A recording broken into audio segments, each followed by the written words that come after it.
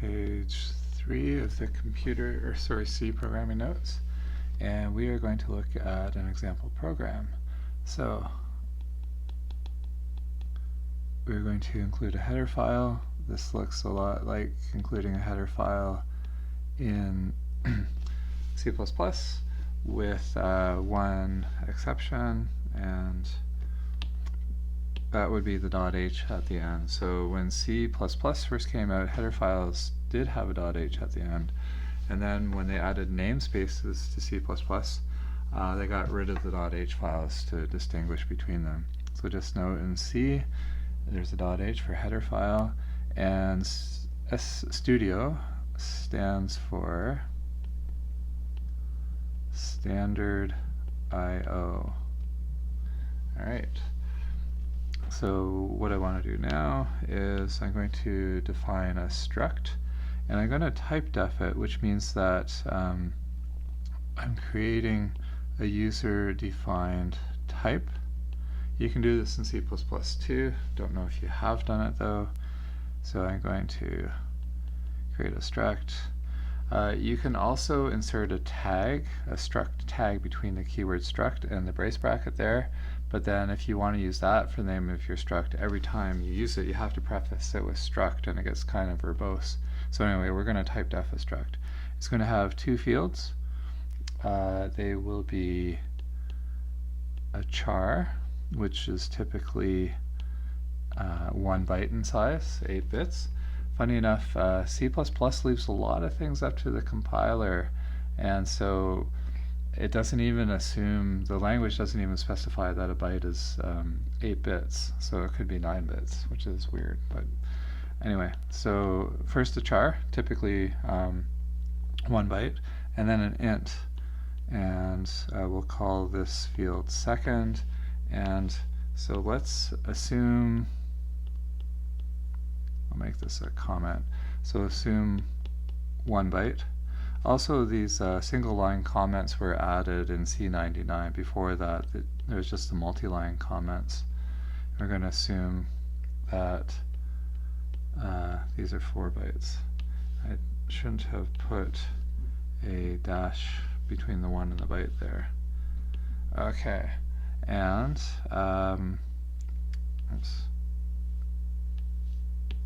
now we can finish the struct definition. We need to give a name to our struct type, and so I'm going to call it pair.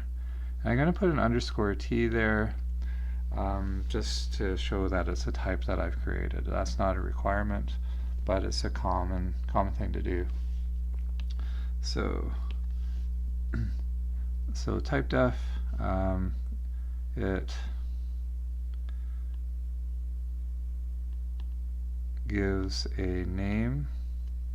I said to a user created type, but it's actually to an existing type. We're not inventing structs here, but we are giving a name to a specific struct. Alright, now let's get into our main.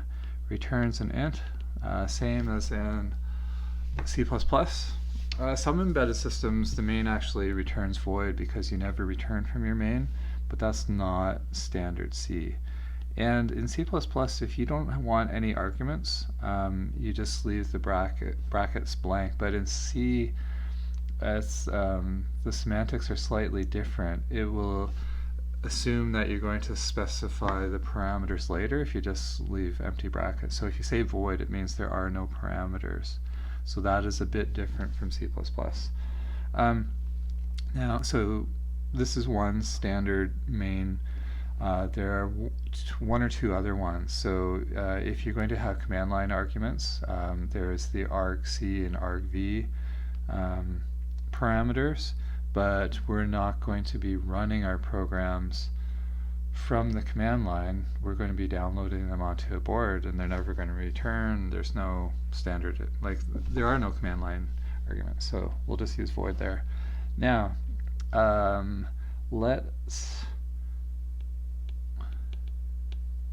declare an instance of our pair type, and I'll just call it P, and I'm going to use something called an initializer to define the contents of my struct. So I could have just said pair type P semicolon, and then I could have used the member operators. So P dot first equals 1, P dot second equals 2.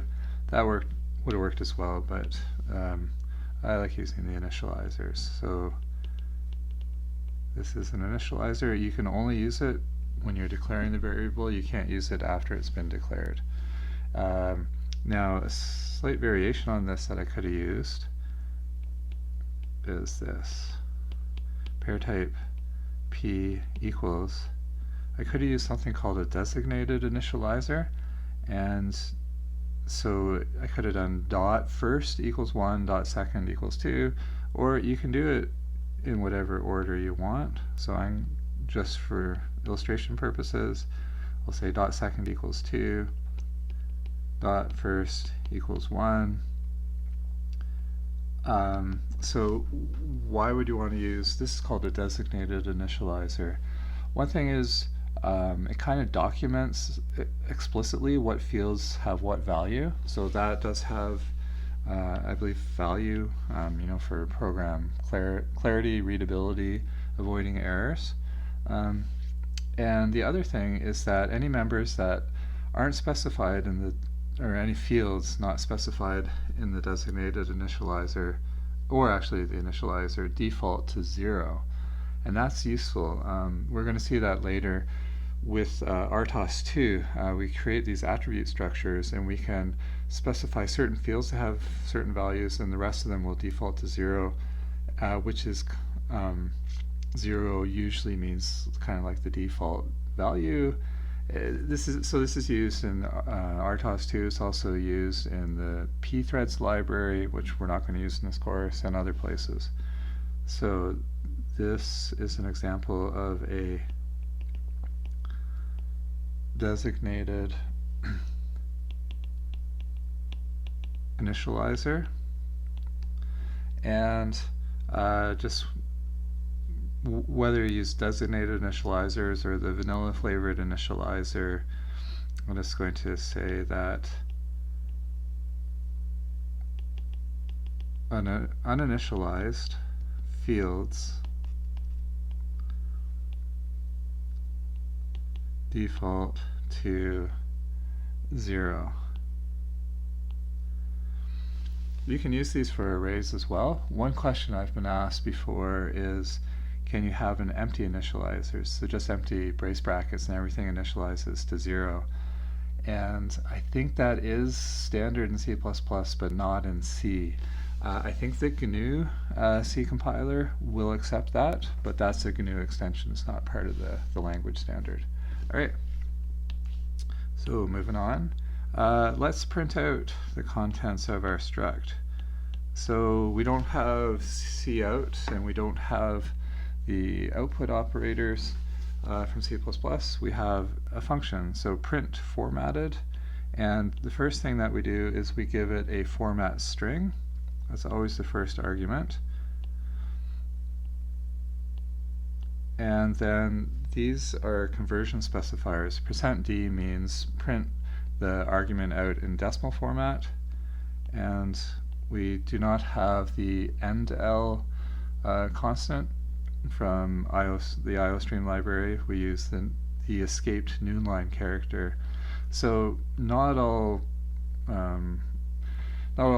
characters that you want to represent can be entered from the keyboard. So if you want to specify a new line, then you do a \n. If you want to specify a tab, you do a \t. There's other ones as well. If you want to do a backslash in a string, then you have to do \\, because it is the escape character. Okay, so that's the end of the format string, and then we give arguments that are going to match up to the conversion specifiers. So p.first and p.second. Alright, so I want my green pen again. So this here is the format string, And so printf requires a minimum of one argument, which would be your format string, and then you should have as many arguments as you have conversion specifiers. So this here is a conversion specifier. We got two of them. The comma is not, it's just going to show up as a comma. And this is the new line character. And I should just add underneath the conversion specifier that %d says to output in decimal. And you can, there's a bunch of these things. I'll just kind of introduce them as I use them. And so the output from our program after this printf, I'll just use this double arrow here, is going to be 1, 2, as I'm sure you had figured out. So this is the output from the program. And just as an aside, I'm going to use this goldenrod color to kind of make it stand out. You do not need to know this, but printf is an example of a variadic function. So it can have a variable number of arguments, and printf is written in C, and so there has to be a way to have functions that have varying numbers of arguments, and that's variadic functions. So there's a header file that you can include. I forget off the top of my head what it is, but you use arguments like va start, va end, and stuff like that to access the different arguments that have been passed into your function.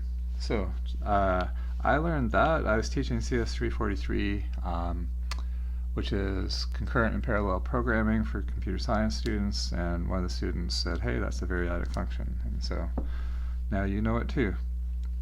Now let's do one more thing. So I've shown you the use of structs and initializers. Now I want to get back to my point about struct padding, and so I'm going to %zu is another conversion. Whoops, that says Z4. Let's try U. That's another conversion specifier. It's for an unsigned size type. And I'm going to do 3 of them. And what we're going to do is print out the size of p.first, p.second, and then all of p. So we're going to use an operator. It looks like a function because there's a name and then a bracket, but it's an operator. So that means that the compiler implements this for us or fills it in for us at compile time. So it's going to say, what's the size of p.first, so the first field in a pair type pair, yeah, I don't know, a pair struct, pair type struct. I could also have used the type name here instead, so I could have used pair_t.first, and that would have worked as well. So the compiler would fill that in with the appropriate integer value, unsigned integer value. Size of p.second will be the second thing. Whoops. Okay. Second will be the second thing that we print out, and then the overall struct, so size of p. And let's close the printf, and the output from this is going to be, actually I'll use the goldenrod color for output. Well, the first member first is a char, and I said assume it's 1 byte. The second field is an int, I said assume it's 4 bytes. And then if you heard what I said about padding, you might know that this isn't going to be 5, the overall size. It's going to be 8. that is compiler dependent. So, but I implemented this just on my Linux machine, and that's what I got. So from now on, I won't bother writing output. I'll just put the double arrows there with the output, and then put the bubble around it. Okay, so let's just add note about that. So this is %ZU is the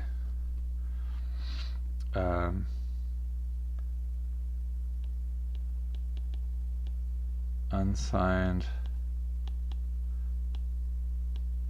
size type conversion specifier. There's also a signed size type, which gets used in some locations. Okay, and let's finish the program. So we need a curly brace here to finish off main, and you'll notice that I didn't add a return value. So in C, for the main, even though it returns an int, you're allowed to end it without a return statement, and that will default to returning a 0. So main defaults to